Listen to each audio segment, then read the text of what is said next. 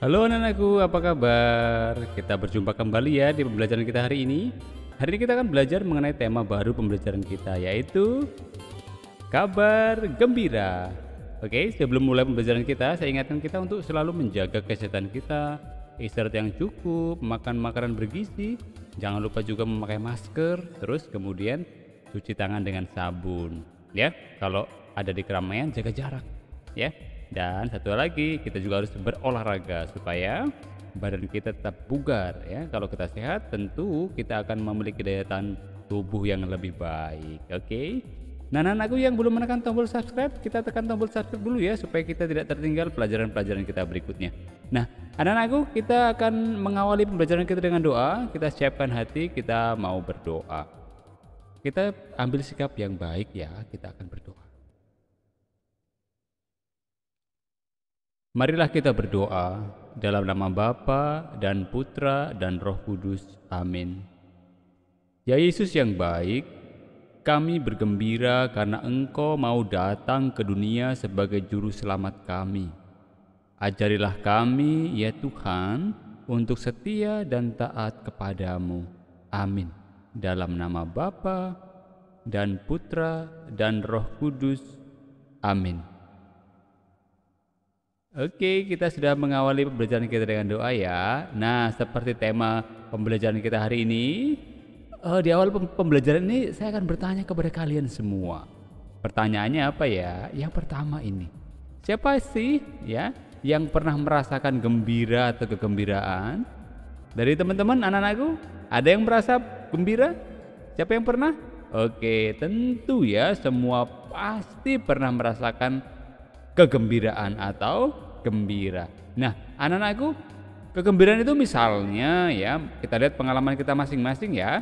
Misalnya saja waktu mungkin diberi hadiah oleh papa atau mama ya, entah itu hadiah ulang tahun, entah itu hadiah ketika mendapatkan prestasi ya. Terus kemudian juga contoh yang lain saat diajak berlibur keluar kota atau ke tempat rekreasi atau ke tempat nenek misalnya. Itu kan peristiwa yang menggembirakan ya, yang membuat kita menjadi bahagia. Oke. Nah, mungkin juga ketika kalian merayakan perayaan Natal. Ya, pasti kegembiraan itu ada ya. Karena apa? Karena mungkin ya ada kue-kue ya, kemudian banyak makanan, terus mungkin dibelikan pakaian yang baru ya.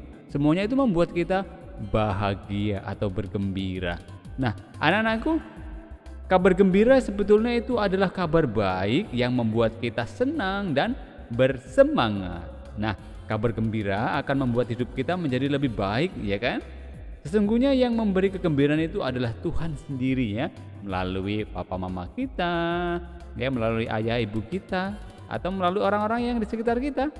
Karena itu bersyukurlah kepada Tuhan untuk setiap kegembiraan yang kamu dapatkan, yang kita dapatkan. Kita wajib bersyukur itu, karena sejatinya sekali lagi yang memberi kegembiraan itu adalah Tuhan sendiri. Nah, anak-anakku, tadi mungkin ada yang gembira karena merayakan perayaan Natal. Ya, jadi Natal itu peristiwa apa sih sebetulnya? Iya, Natal itu adalah peristiwa kelahiran Tuhan Yesus yang merupakan juga kegembiraan bagi kita semua. Nah, kenapa sih kok kelahiran Tuhan Yesus itu disebut kabar gembira? Kira-kira kenapa ya? Nah, mungkin kita bisa bertanya nih, kenapa ya? Nah, karena sebetulnya kelahiran Tuhan Yesus itu sudah dinubuatkan atau sudah dinantikan oleh bangsa Israel sejak lama. Jadi kelahiran Yesus sudah dinubuatkan oleh para nabi ya, sebagai juru selamat untuk kita semua ya, untuk umat manusia. Nah, anak-anakku, jadi hari Natal itu kita rayakan atau oleh umat Katolik rayakan atau oleh orang Kristiani rayakan itu setiap kapan? Iya, setiap tanggal 25 Desember. Iya, benar sekali. Nah, anak-anakku, kelahiran Tuhan Yesus membawa warta gembira bagi kita semua, ya. Nanti kita akan baca ceritanya tentang warta gembira ini ya, dari yang kita akan dengarkan dari kutipan kitab suci. Nah, pertama-tama kelompok yang merasa bahagia atau kelompok pertama yang mendapatkan kabar gembira ini adalah para gembala. Mereka yang mendengar nyanyian para malaikat dan yang pertama bergembira karena dapat menyembah bayi Yesus, karena menyambut kedatangan Yesus di kandang dengan kesederhanaan, ketulusan hati, dan kepercayaan. Nah, ini juga nanti kita bisa baca ya dari Injil Lukas bab 2 ayat 8 sampai 20. Nah, kegembiraan dan kesederhanaan para gembala dapat menjadi contoh dan teladan bagi kita ya, murid-murid kelas 1 untuk merayakan Natal ya. Supaya apa? Supaya dengan kegembiraan dan kesederhanaan, nggak perlu dengan perayaan yang mewah ya. Lihat ya, para gembala itu dengan sangat sederhana dan seadanya menyaksikan kegembiraan ketika Yesus dilahirkan. Nah, anak-anakku, kegembiraan para gembala juga dirasakan oleh ketiga majus atau ketiga orang raja dari timur. Mereka mencari bayi Yesus dengan petunjuk bintang besar yang menandakan bahwa raja besar telah lahir di dunia. Mereka menyembah bayi Yesus dengan persembahan emas, kemenyan, dan mur. Nah, anak-anakku, perayaan Natal memang hendaknya sekali lagi dirayakan dengan hati yang terbuka dalam menyambut Yesus yang datang sebagai juru selamat manusia. Bukan hanya mengutamakan hal-hal yang lahiriah, misalkan ya baju baru, makanan yang enak, atau hadiah Natal. Ya, Natal dirayakan dengan kegembiraan dan kesederhanaan, ketulusan hati, karena Natal merupakan perwujudan cinta kasih Tuhan kepada manusia. Maka anak-anak ya harus betul-betul mengenal pribadi Tuhan Yesus. Kita ya dalam pembelajaran ini juga memang diharapkan untuk mampu untuk mengenal pribadi Tuhan Yesus yang datang untuk menyelamatkan umat manusia, terutama mereka yang miskin, tertindas, dan tidak mendapat perhatian melalui kisah kelahiran Yesus ini. Nah, anak-anakku, kita akan bacakan ya kisah mengenai kabar gembira untuk Maria. Oke, saya bacakan ceritanya ya. Pada suatu hari, seorang malaikat turun dari surga atas perintah Tuhan Allah. Nama malaikat itu Gabriel. Ia pergi ke sebuah kota namanya Nazaret di daerah Galilea. Malaikat itu masuk ke rumah seorang wanita namanya Maria. Ia berasal dari keturunan Daud. Malaikat Gabriel menyapa Maria, katanya, "Salam engkau yang dikaruniai, Tuhan besertamu." Maria terkejut mendengar perkataan itu. Dengan perasaan takut Maria memandang malaikat itu, lalu Maria bertanya, "Apa arti salam itu?" Jawab malaikat Gabriel, "Jangan takut, hai Maria, sebab Allah memilih engkau untuk melakukan rencananya. Sesungguhnya engkau akan mengandung, engkau akan melahirkan seorang anak laki-laki. Berilah dia nama Yesus. Ia akan menjadi besar. Ia akan disebut anak Allah yang Maha Tinggi. Allah akan memberi dia tahta Daud, bapa leluhurnya.